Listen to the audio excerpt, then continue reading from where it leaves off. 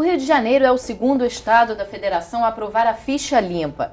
Aqui na Alerj foi discutida uma proposta de emenda à Constituição dos deputados Robson Leite, Luiz Paulo e do deputado Conte Bittencourt. Aqui no estúdio comigo, dois autores dessa proposta de emenda à Constituição. Muito obrigado pela participação de vocês. O que muda na prática, deputado, quando se inclui na Constituição a proibição da nomeação de pessoas que sejam condenadas pela Justiça? Que tipo de condenação é essa?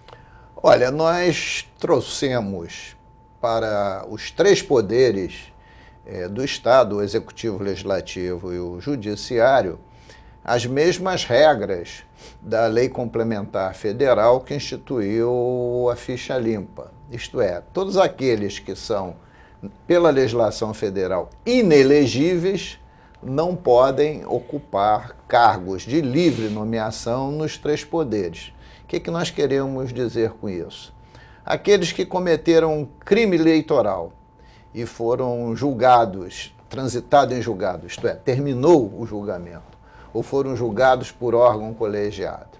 Aqueles que cometeram crime contra o Código Penal.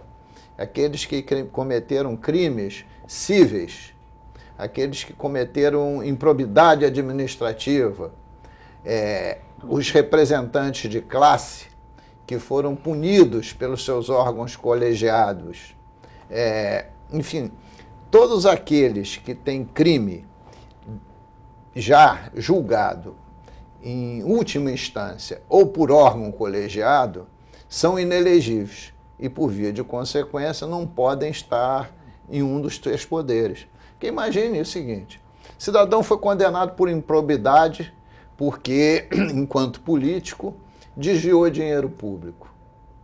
Pode ir para o Poder Executivo, ou para o Judiciário, ou para o Legislativo? Não. Um magistrado que esteja sido condenado pelo CNJ pode ocupar o cargo de presidente do Tribunal de Justiça? Evidentemente que não, porque ele é eleito pelos seus pares. Isso vale para o Ministério Público, vale para a Defensoria, para o Tribunal de Contas, para as agências reguladoras, enfim, para todas as instâncias. Agora, isso são para todos os cargos, né, deputado? Não só os cargos de chefia. Todos os cargos em comissão, todos os cargos de livre nomeação dos três poderes. Agora, tem alguns elementos que são importantes acrescentar, que o deputado Luiz Paulo traz. É o seguinte: eu acho que o trato com uma coisa pública, veja que nós somos dois deputados em partidos que dificilmente você vai ver numa coligação na disputa eleitoral. Mas é evidente que há coisas importantíssimas para a sociedade que nos unificam. O zelo pela ética republicana, que aliás no artigo do Globo que nós escrevemos conjuntamente, é um exemplo. E isso hoje, né, assim, a gente até comenta muito porque a lei do Ficha Limpa Federal, ela surgiu por uma iniciativa popular. A nossa derivou desse espírito, porque o que nos inspirou a fazer é esse clamor da sociedade hoje, da necessidade desse zelo pela coisa pública, pela ética republicana, que inspirou o Estado de Minas Gerais a fazer isso, inspira a nós, e evidentemente que a gente torce, espera e até se articula e conversa com outros parlamentares para que outros estados também o façam. Isso é importante, isso é um avanço. Nós também somos autores, inclusive, também de uma outra PEC que está tramitando aqui nessa casa, das indicações do Tribunal de Contas, também ter o mesmo espírito, ou seja, as mesmas prerrogativas do lei do Ficha Limpa, e é evidente que é um avanço, né?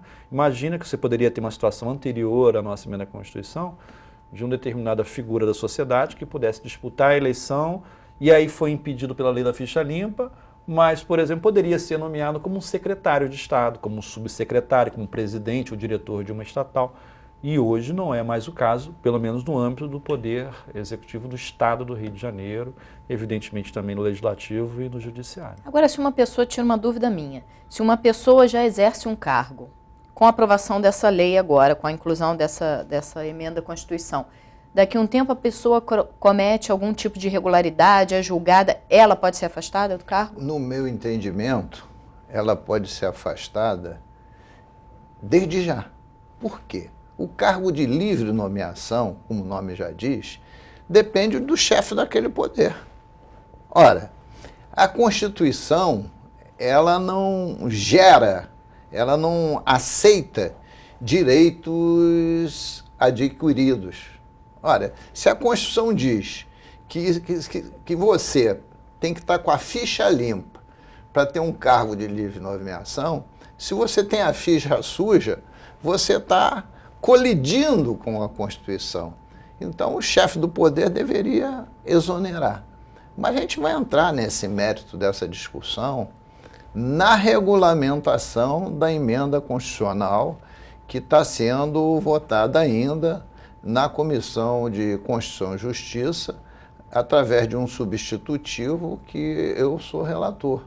Porque eu considero que quem está hoje nos cargos comissionados tem que ter um pequeno prazo, né, para provar através de certidões que tem ficha limpa. Se não tiver, o chefe do órgão, né, seja do Executivo, Legislativo ou do Judiciário, deverá exonerar essa pessoa, a bem da ética republicana. Agora, deputado, aqui na LERJ já foi aprovado também a questão do nepotismo, né? A junção dessas duas leis agora, ficha limpa e o nepotismo, isso é uma resposta forte à população que cobra tanto assim, o trabalho correto dos parlamentares e critica tanto a corrupção? Eu não diria resposta, eu diria assim, algo que vai ao encontro desse desejo. A questão hoje do combate à corrupção é muito forte na sociedade. Isso eu acho assim importantíssimo. Tem uma frase do Frei Beto que eu uso muito: política é como cozinhar feijão, só funciona na pressão. E há bons parlamentares de diferentes partidos. Eu tenho uma admiração muito grande pelo Luiz, pela trajetória dele, pela história dele. É verdadeira. Né? E é bom, foi um orgulho para mim colaborar nesse processo junto com ele. Eu acho que a gente tem que fazer essa união de forças em prol do bem público. E, evidentemente, que se é um desejo da sociedade, né, o Parlamento Fluminense aqui tem que ser uma casa do povo, uma casa a serviço da sociedade civil organizada, tem que ir ao encontro desse interesse. A questão do nepotismo já foi um avanço, já foi um pioneirismo aqui dessa casa. Ficha limpa também segue esse elemento. Eu acho que a regulamentação também é um exemplo que a gente dá e que a gente espera que outros parlamentos também o façam. Agora, os senhores são parlamentares que estão sempre com a população, fazem programas de televisão, conversam com as pessoas na rua. A resposta das pessoas em relação a esse trabalho que os senhores fazem aqui é boa? Eles vêm acompanhando essas mudanças? Eles notam uma nova cara na política ou não? Olha só, enfim, é uma opinião particular minha. Eu recebo muitos sinais positivos de muitas pessoas que acompanham o trabalho do parlamento. Pessoas que vêm à TV Alerj, né? Pessoas que leem jornais. Mas eu acho que ainda esses formadores de opinião ainda são uma parcela muito pequena da sociedade. Mas quando tem um projeto de maior relevância, como foi a emenda constitucional da ficha limpa, aí a ressonância na sociedade é maior. Eu verifiquei que essa emenda constitucional teve muita repercussão na sociedade, pela rede de e-mails, pelas pessoas que encontrei em diversos locais, pela repercussão da mídia. Na segunda-feira mesmo, me telefonou um jornal do Espírito Santo, querendo fazer uma matéria, etc., fez diversas questões, e esse jornal me informou que lá no Espírito Santo já tem um projeto de lei tramitando. E isso também serve para que o Supremo Tribunal Federal, o mais rapidamente possível, julgue a constitucionalidade de diversos artigos, no meu entendimento 3, que estão sendo questionados dentro do projeto Ficha Limpa, porque o tribunal, no meu entendimento, o Supremo Tribunal Federal, já disse que esse projeto é constitucional, no seu todo, mas precisa agora o exame de 3 artigos, né, que são os artigos mais contestados. E teve o voto do relator, no ministro Fux. Agora foi noticiado que quem pediu vista, o ministro Joaquim Barbosa, já está com o seu voto também concluído. Então o presidente do Supremo Tribunal Federal pode colocar em pauta, mesmo ainda faltando um membro do Supremo. O Supremo está funcionando com 10 membros, falta a nomeação da ministra, que ainda vai ser submetida à sabatina do Senado Federal. E a resposta que o senhor teve da população, qual foi em relação ao Ficha Limpa? Olha, o Luiz colocou uma coisa, tem muita concordância com ele, né? Foi positivo, extremamente positivo. Chamadora de opinião, né? A mídia já tem um papel importante nesse sentido.